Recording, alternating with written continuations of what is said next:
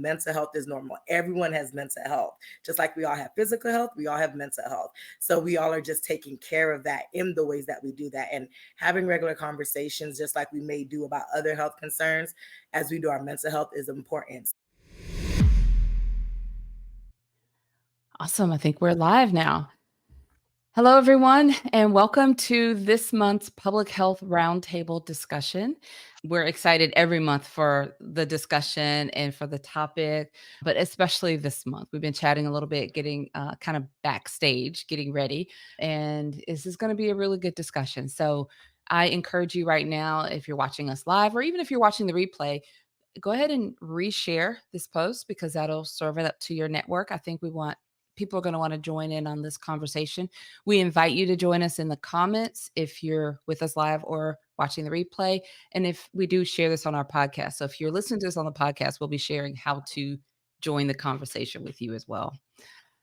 So we'll start with introductions. Again, this is the Public Health Roundtable discussion. Every month, the first Wednesday of every month, we show up live on LinkedIn with a slightly different panel. We rotate within our small group of professionals and consultants to discuss topics of interest. So this month is National Minority Mental Health Awareness Month.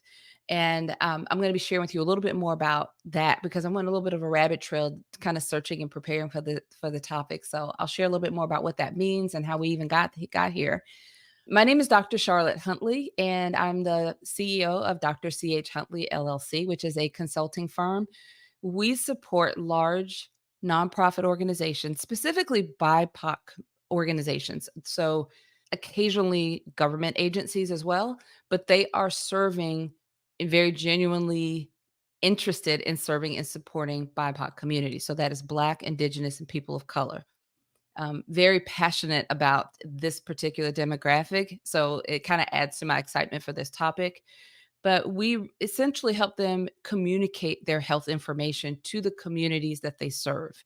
This is incredibly important in terms of making sure that people understand their data and we're not using jargon so that they feel like they're talking over their heads or we're telling them what they need to do, but yet approaching in a way that we're helping them to understand this data and we're learning as much as we're teaching and giving.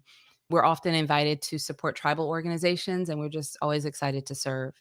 So I'm excited to lead this panel today. I'm going to kind of pass the mic around and have you meet our guests. We'll go over to Ericka next.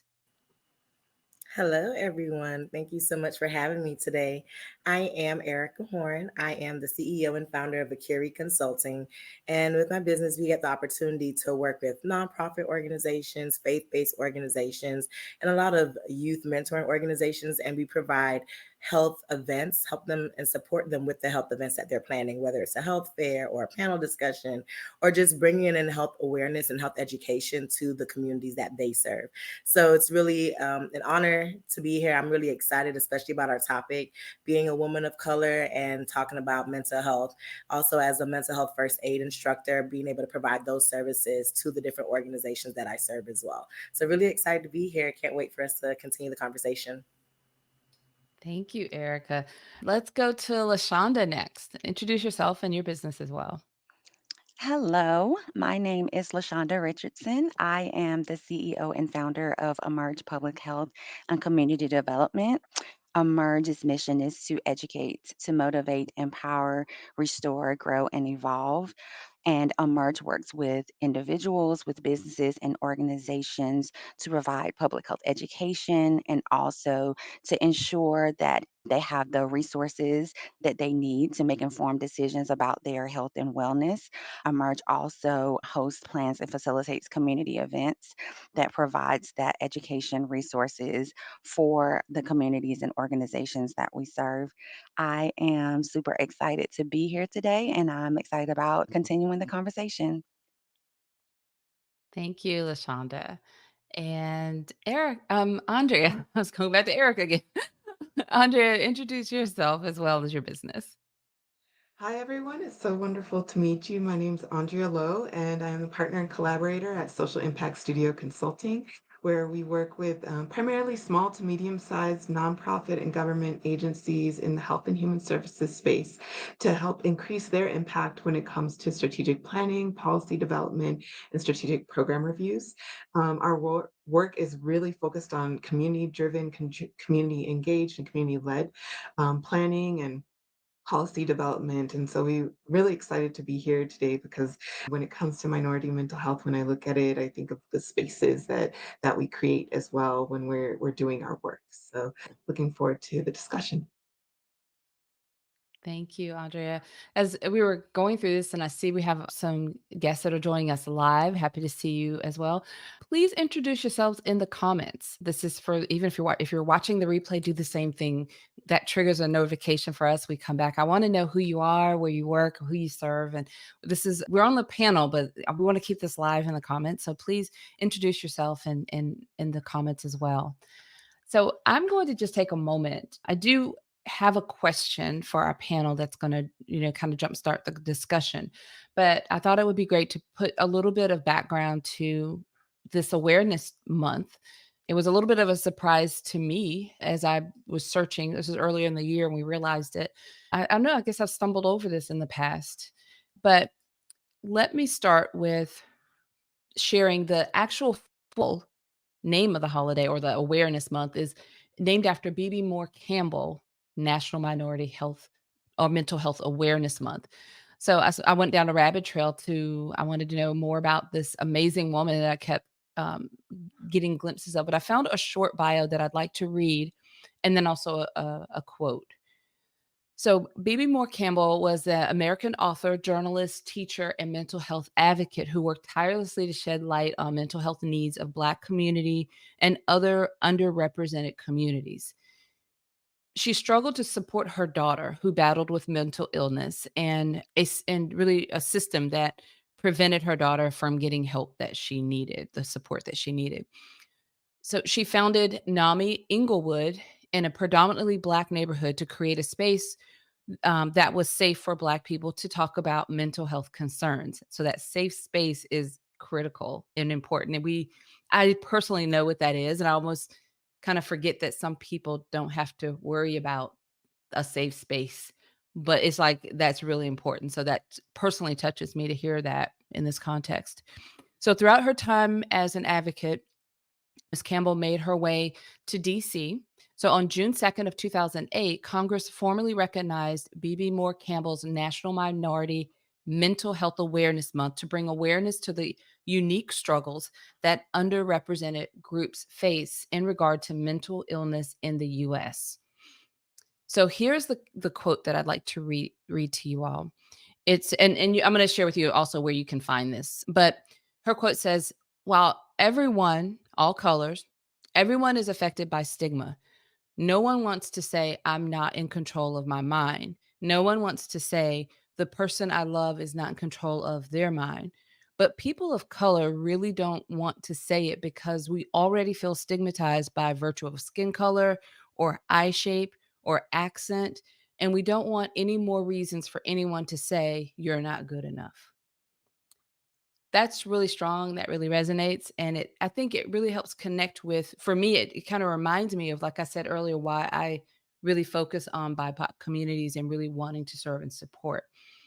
So Amber is supporting us through the comments. If you would add the link to this resource in the comments, we found it's an incredible amount of information if you want to learn more about Miss Campbell, if you want to learn more about how to support and be more actively involved in National Minority Mental Health Awareness Month. There's toolkits, there's all sorts of resources available. And Amber's sharing the link. All you do is enter your email address and you'll have access to an abundant amount of resources that are great for like even social media posts if you want to share in this month. I went through a lot of the resources. Some of them are, I'm going to share a little bit more at the end, but there's some just great ones. There's a fact sheet that I'm in love with because it really addresses some of the common myths. So I encourage you to explore those resources. And it has some statistics in there. As an epidemiologist, I want to go into some statistics, but I'm not going to because for sake of time, I really want to generate the discussion with our panels here. So With that in mind, that's a little bit of background, a little context. My question for each of you, the panelists, and then again, if you're joining us in the comments, whether you're live or watching the replay, provide your takeaways, your thoughts, your response to this question. We can't respond live, but we definitely will be in the comments afterwards and ongoing. So here's the question. How are you leading and engaging in minority mental health awareness conversations with communities that you serve? Now, I'm not talking, maybe specifically just this month, but in general, because I think we're addressing this all the time. This month is about raising awareness. But again, how are you leading and engaging in minority mental health awareness conversations with communities that you serve? And we'll go in the same order as introductions. Let's start with Erica. I'd love to hear your response on this. Thank you so much. I think that was a great question and a powerful quote that you shared. It really allows me to really think about the work that I am able to do and the different communities that I serve. I specifically can think about an opportunity where I get to share with young people. I get to share with youth about mental health, also like young adults, mental health first aid, do trainings for different churches and their leaders, and just making sure that people are aware of the different signs and symptoms to look for in their loved ones and the people that they're surrounded by. Sometimes, as mentioned, there's a stigma surrounding mental health, especially within the Black community. And then having already looked into how our childhood and our adverse childhood experiences can cause and lead to even different kinds of traumas that can lead to different kind of mental illnesses in adulthood, all of those things come together compacted, it really means that there's a need for the awareness to continue to be going on. So it's not just, the month of July, we have April also for mental health awareness, but literally having conversations every time you meet with people, and just even if it's just a simple check-in, hey, how are you doing? And like sitting and actually listening to how they respond. Like I know I do that with my mentees. It's not just, oh, good, you're doing great. All right, talk to you later. But like a true check-in, even checking in with the clients that I serve, like, how's everything going with you? Because the work that you're doing as a nonprofit or as a leader in faith-based organizations, you cannot pour out if you're not in a place where you're being poured into and where you're safe and in a safe space. So being able to show up for those people and allowing them that safe space that she talked about is essential. So I love that I'm able to do that. And I think it's so important, and it stems from me being able to do that for myself. So having started, going through my own therapy and my own journey of mental health is allowed me to be even more cognizant and more available and more present. So I'm grateful for the different things that have all been a part of preparing me to show up and have these conversations, because they're essential. And with the stigma, we think there's a stigma, we think, oh, we can't talk about it. And especially if you're a person of color, it's like she said, it's like so much even worse. Like, oh my gosh, I really can't say something's wrong. Like they already think something's wrong. Okay, what can I do? We have to normalize the conversation. So having those conversations regularly, and to reduce stigma, to demystify it, to not make it seem so, oh my gosh, there's something wrong with you. Like health is normal. Mental health is normal. Everyone has mental health. Just like we all have physical health, we all have mental health. So we all are just taking care of that in the ways that we do that, and having regular conversations, just like we may do about other health concerns, as we do our mental health, is important. So normalizing those conversations is a part of what I get to do.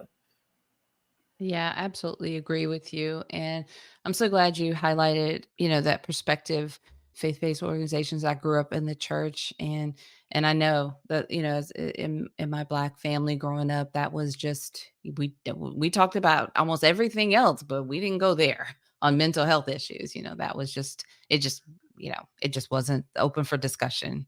So I like how you bring that perspective.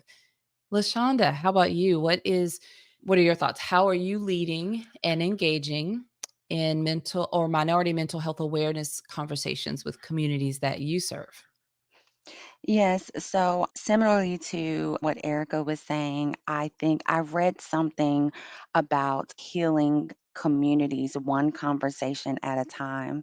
And I think that that is very important. And that is something that I do, is making sure that the conversations are and in those conversations, making sure that people have the tools and the resources that they need to be able to create strategies to work towards what we're talking about in those conversations, whether it be offering focus groups or some type of podcast or books or something to that nature, to give people the resource that they need to be able to have the conversations and keep them open.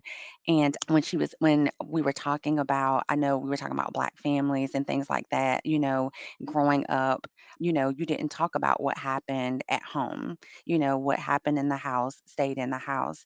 And so a lot of trauma, a lot of things happened that we weren't allowed to talk about. So offering that safe space and, actually teaching people that it's okay to revisit those moments, because in those moments there may have been things that happened that have transitioned over to your adulthood for things that you haven't dealt with when you were a child.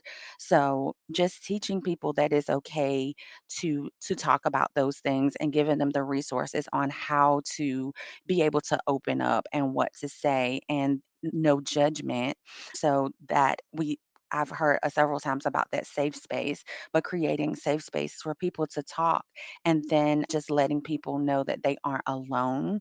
You're not the only person that may have dealt with this, and getting at least one person to share opens up for other people to feel comfortable in sharing that. So I think in doing that and creating a place where there there is a cultural, like a conversation that is culturally sensitive. So we're talking about mental, like I think Dr. Huntley said that there's always already some type of stigma or some type of, you already feel, and we think about imposter syndrome and all these types of things that we have to deal with, or not being able to enter into spaces as our authentic selves, and all of that. We already have that. So just making those safe spaces for people to be able to converse, and doing that, and providing resources, because there's things like therapy for girls, and therapy for women, and therapy for Black men. And I think about even children now in my family, and breaking those generational curses where we hold on to things that happen. So even I'm thinking about my nieces, that they are 12, and even with young children, just creating that space for them to be able to talk, and being a person to that you're listening to hear and not listening to respond, so that you're really listening to what people are going through, because mental health doesn't have a look. You could look like you're perfectly fine, and you can be dealing with something internally. So creating that safe space, making sure that people have the resources, and that they know that they have that space to be able to talk, and to, release whatever they're going through in their mental crisis, or whatever they're going through, is what I do in working with the communities and the businesses and the organizations that I work with.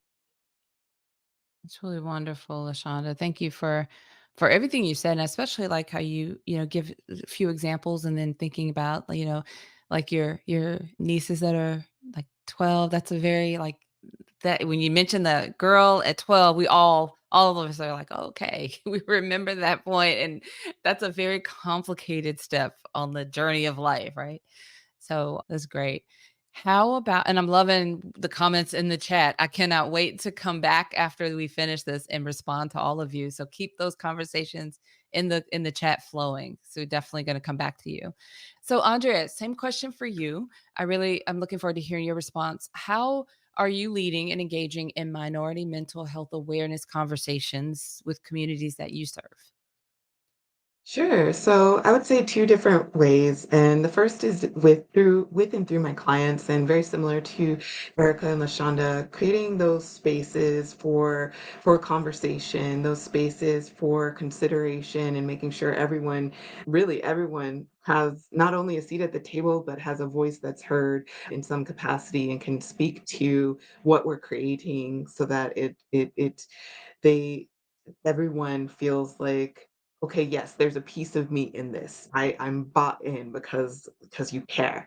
I think of one example of working with a client to create a procedure around some outreach work that they're doing, and just starting off with like connecting with a community-based organization that understands the culture of the area and the culture of the population, and the challenges that they're navigating, and having that briefing with everyone who's volunteering before you even get started, so that you begin to understand where people are coming from, and maybe kind of checking your own biases a little bit so that you can provide better service, is one way that I've been doing that. The second way is really around conversations that I've been able to have with leaders in the field or in other fields, in health and human services, in technology, and other business, other areas, around not forgetting who we're serving and who our communities are, and thinking about minority communities when they're developing their products, their services, how we're designing the way that our systems are set up, and the importance of really, I want to say, like almost getting out there and remembering and connecting with people who are maybe different than you, or maybe part of your community but in a different area or a different status and different financial state, that you need to remember to connect with them and talk with them about what's going on, so that you can create the change that they need to see happen, because you're in the space to be able to create that change. So that's the second way as well. I love that. All of you provided such, rich feedback and from different perspectives and angles. It reminded me of, and I wasn't planning to share this, but I will quickly so we can watch our time. I don't want to like go too far into somebody's lunch break, but this reminded me of a situation. So I mentioned earlier that we're often invited to serve and support tribal organizations, and I was invited to facilitate a workshop for an in-person conference gathering for tribal leaders or tribal organization leaders. So there are 12 different organizations, and it was their leaders and their plus one. So their leaders and like senior support. And I flew to New Mexico for this. And it was a little, intimidating for the room, but not so much, just sort of the normal level, right? But I kept wrestling with how to engage. I was invited in. I knew some of the leaders already. I had a relationship. I wasn't like brand new, but I was only outside person invited in. So I was very aware of that. And I had a slide deck that I redid 2 times, like the day before I was presenting, and I still wasn't happy with it. So I decided I had a whole day and I was gonna, if you think about it, a slide deck kind of keeps you on track and it kind of helps you stay structured. I decided to not deal with the slide deck. I threw it out altogether. And I went in with the approach of I thought, as a leader, I know that there's always this responsibility. So I was thinking about the mental health, the capacity of the leaders in the room. So I started out by simply thinking about them and putting myself in their shoes. And I thought I shared a few stories to give them a few perspectives of, my perspective as a leader and my roles. And then I focused on them. I was like, how are you? And they were exhausted, clearly exhausted. It was day 3 of the 3 days. So I got the last day. But I focused on them and I shared a few stories and then I held space for each of them to just kind of share how they were feeling, where they were, what their biggest struggles were. And it was amazing to see how everyone sort of exhaled and relaxed into it and the conversations were just flowing. So I say all that to say, just being aware and especially when we're dealing with leaders, I prioritize their mental health and all of them were of, the BIPOC community or they all definitely serve that community. So it's a different level of weight that they carried. But that was just another approach is just kind of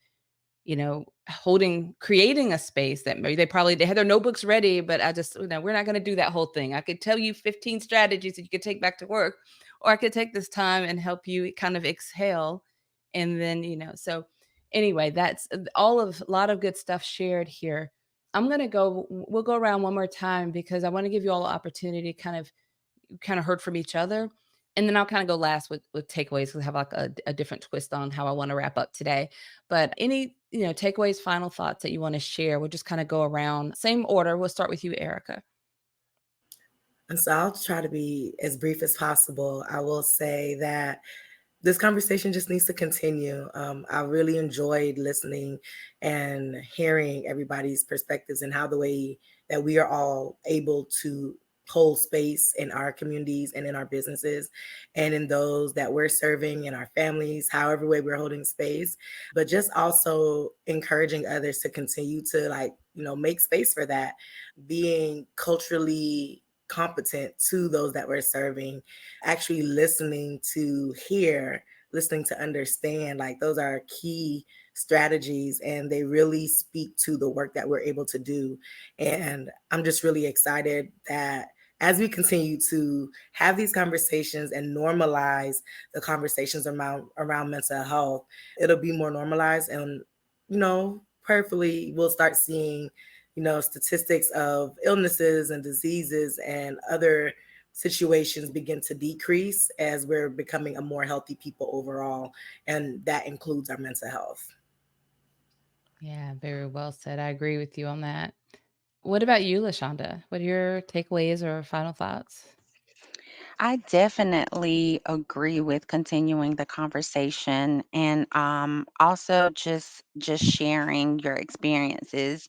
I know sometimes it's hard when we've gone through things, but I think that when we share, we give the opportunity for people to know that it's okay and they aren't alone. So just sharing things that you've gone through, sharing things that have helped you, because that's how we begin to help each other. So I think that when we create those spaces where we can be open and honest is how we begin to allow people to know that it's okay. It's okay to not be okay, but there's a route to getting better. So that's what I would say to us to continue the conversation and to share our experiences so that we can grow and get better together. Absolutely agree as well. Well, and Andrea, what about you? Sure, I really appreciated this conversation.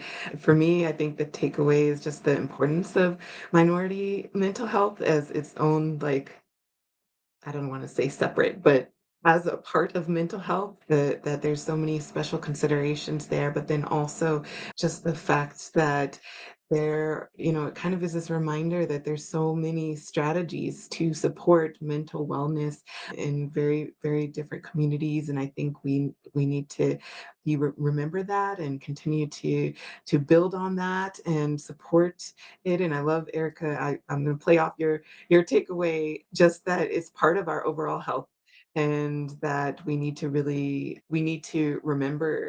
that and value it as part of making us all healthy and whole. So, yeah.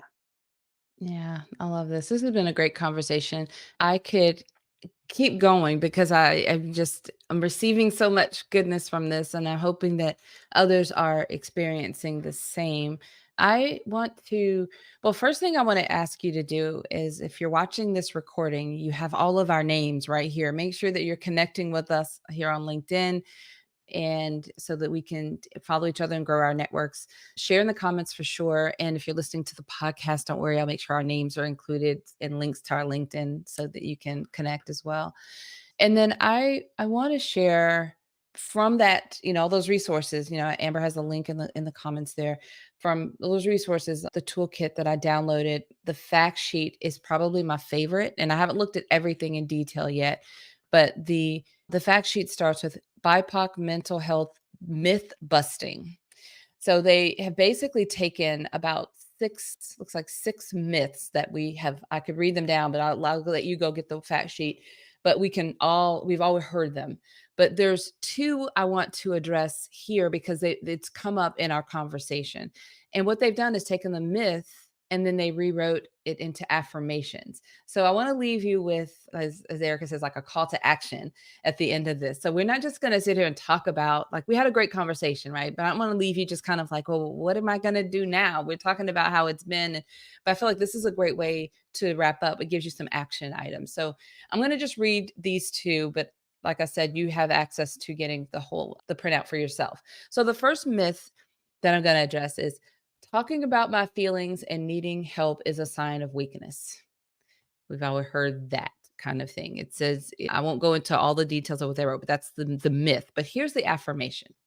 One is expressing my feelings and asking for help is a sign of strength, not a sign of weakness. Another one that you can use is giving and receiving support is part of a natural cycle of life. I have given support in the past and I'm allowed to receive support in the present. I can give support again in the future. I really like that one. Some people really need that one, right?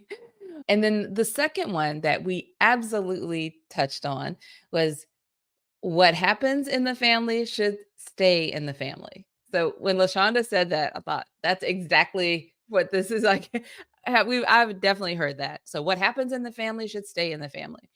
So instead of that, here's an affirmation. I'm gonna give you two. The first one, I'm allowed to express myself to people I feel comfortable and safe with, even if they are not my biological family. And the second one, which is touches me because I've used in this phrase of, sister by choice. I have a friend and we refer to each other as sisters by choice. So this second affirmation says, I'm allowed to create a chosen family that I can trust to listen when I need validation and support. So I feel like I've given you something as we wrap this up that if you're listening to this or watching this on a rush, you don't have time to dig through the fact sheet. Those are some that are very relevant to what we were talking about during this whole discussion. But the link in the comments, go to the site, put in your email address, download the toolkit, and grab this fact sheet. I really encourage you to put that to use. And they've made the affirmations really easy. And sometimes it's nice. You can put it on a little post-it note, say by your computer, your mirror in the bathroom, or on an index card, tuck it in your purse or wallet and just read it every now and then.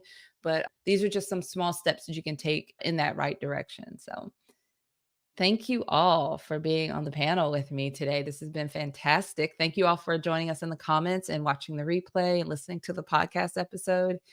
I look forward to continuing this discussion throughout this month and ongoing. It doesn't stop at this month, but I really want to hear from all of you that will have something to add to this discussion. So we're going to wrap up and close out here, but we're going to be in the comments and engaging with you. So have a fantastic day. We'll see you on the next roundtable. Bye, everyone.